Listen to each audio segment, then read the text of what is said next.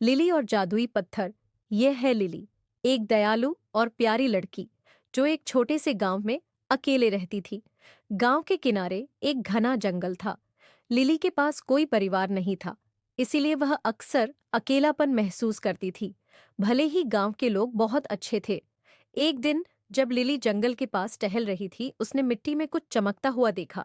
उसने झुककर देखा तो एक छोटा चमकता हुआ पत्थर मिला।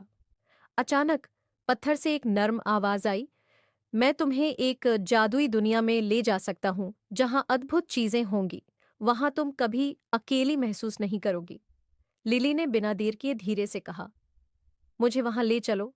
और अगले ही पल वह एक खूबसूरत मैदान में पहुंच गई। आसमान गुलाबी था, बादल सुनहरे थे और चारों ओर चमकती नदियां बह रही थीं।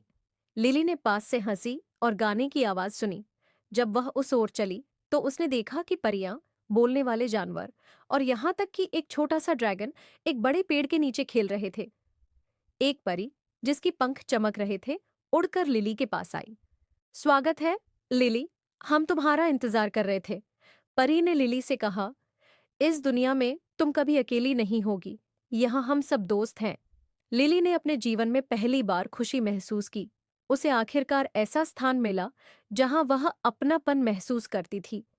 जैसे ही सूरज डूबने लगा और सुनहरी रोशनी पूरे मैदान में फैल गई, लिली चमकती नदी के किनारे बैठकर अपने नए दोस्तों को देख रही थी। अब उसे पता चल गया था कि उसने अपना सच्चा घर पा लिया है, जहां वह कभी अकेली नहीं होगी। और उस दिन से लिली जादुई दुनिया में खुशी से रहने लगी और वह चमकता पत्थर हमेशा उसकी जेब में रहता था,